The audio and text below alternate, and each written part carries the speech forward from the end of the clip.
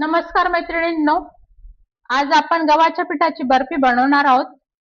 ती रेसिपी मी तुमच्यासोबत शेअर करते.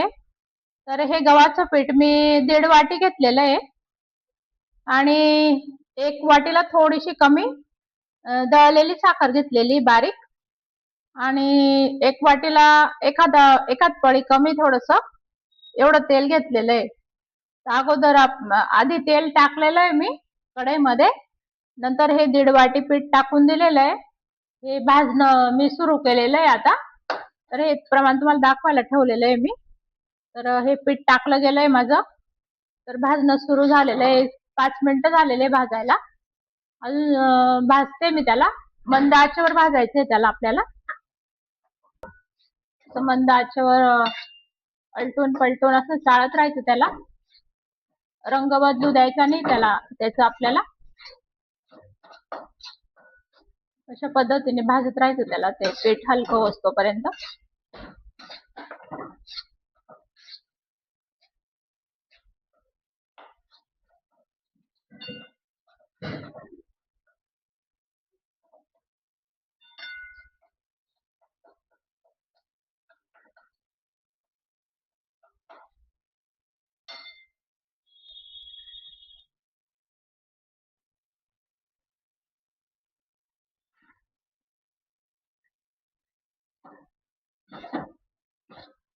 तर बघू शकता मैत्रिणींनो, 10 मिनिटं झालेले आहे पीठ भाजायला.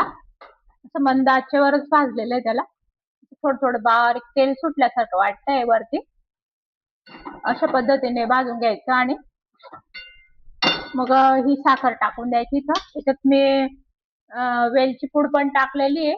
2 वेलदोड्यांची पूड टाकलेली आहे. त्यातच दळून घेतली साखरेमध्ये मी. बारीक साखर दळलेली आहे.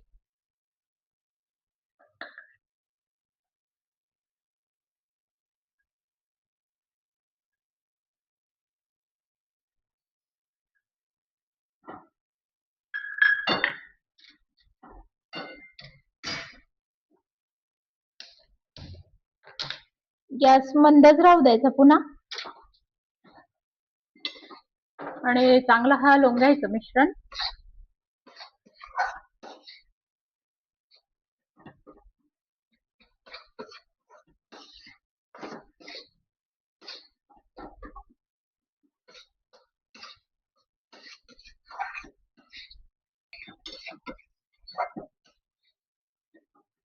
वितळून घ्यायची साखर चांगली.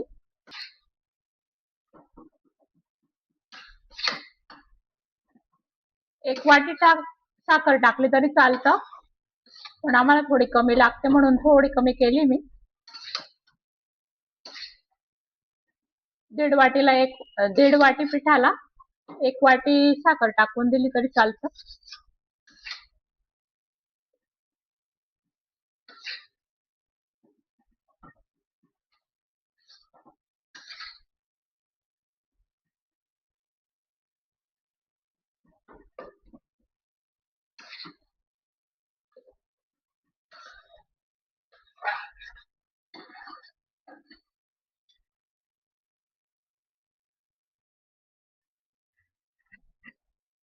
तर असं छान वितळून टाकली साखर मी चाळून अशा पद्धतीने झालेलं आहे ते मिश्रण.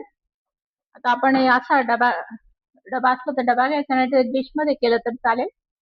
तर याला मी असं तेलाचा हात लावून घेतलाय सगळीकडून.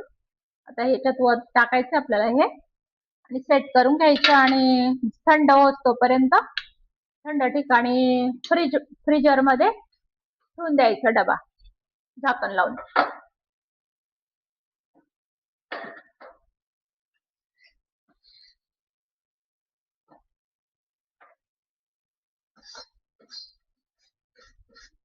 तर गोडच छान लागते ही बर्फी.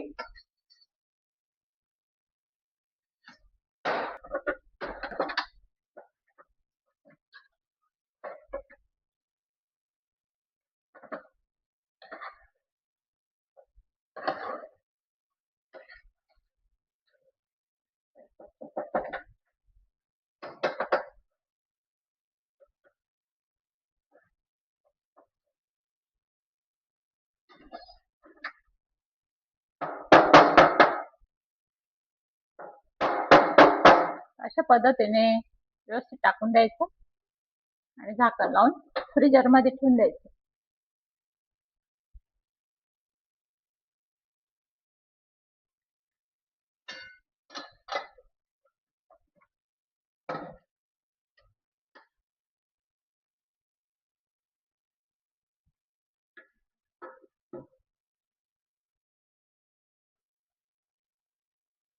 बघू शकता मैत्रिणींनो, आपली बर्फी तयार आहे. तर अशा प्रकारे बनली ती. तुकडे केले छान, अशी मऊशार बनलेली आहे. बघू शकता, छान चॉकलेटच्या चवीची छान लागते ती.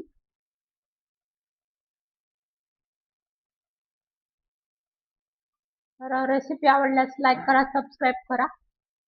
इथं आपला व्हिडिओ समाप्त होतोय. Thank you, bye.